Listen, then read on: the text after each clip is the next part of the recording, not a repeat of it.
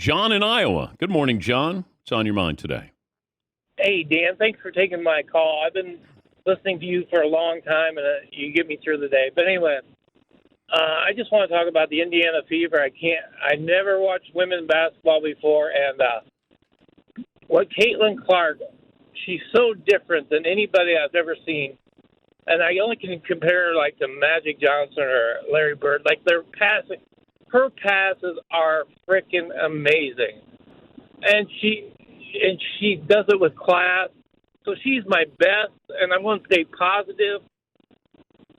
First of all, and I never saw Pistol Pete pass, but maybe you can give me a little background and Aaliyah Boston, she's the best too. So I'm just going to stay positive. All right. Thank you, John. Yeah, they beat Minnesota in Minnesota. That's a big deal. And Caitlin Clark.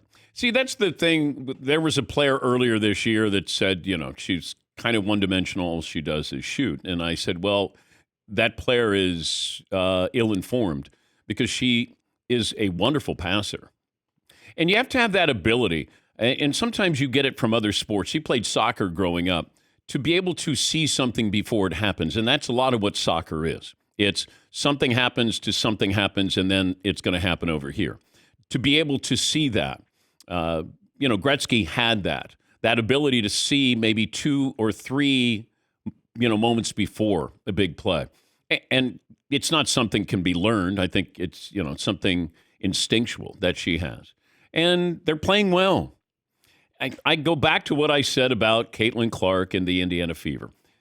The WNBA tried to capitalize on her popularity and crammed a lot of games in over a short amount of time playing against the best teams in the WNBA.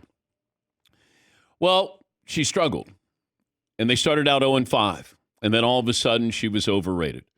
And she had played a full basketball season, little time off, and then you start the WNBA. And you're starting the WNBA against everybody as a really good player. Everybody's talented to get to this point. And they were rested. So I said, once she gets a break and then plays, some of these other teams, then you'll probably see her play similarly to the way she played at Iowa. She's not going to be scoring 28 points a game, at least not anytime soon. But her ability to pass. Now, I know she has a lot of turnovers. She's trying. Now, that can also be an indictment on her teammates as well. But she is always looking for the pass, and she's very, very good. And I remember Maravich. Maravich could be a great passer. I think Pete always looked for degree of difficulty, and that he wanted it to be a great pass, like behind the back, through the legs. Caitlin's not doing that. She can do that, but that was a big win. And right now they're in the playoff race. But there's still a lot of basketball left to be played, and even. You have people, everybody has their opinion on who's the rookie of the year. And Dawn Staley, great coach, South Carolina, came out and said, this is expected of Caitlin Clark. She's supposed to be great. She's not the rookie of the year. Angel Reese is, because that's a surprise, which to me is wrong, because Angel Reese was the best player on the team that won a national championship in college. It's not like she came out of nowhere. And she's been a really consistent player.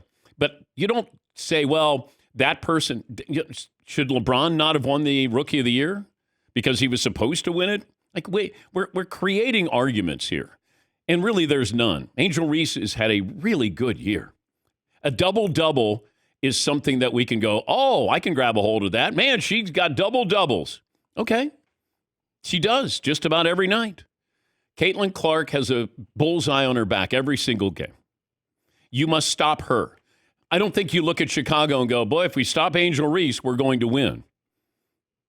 And that's why this is a silly argument. Caitlin Clark is the Rookie of the Year. Angel Reese is a wonderful player. Absolutely.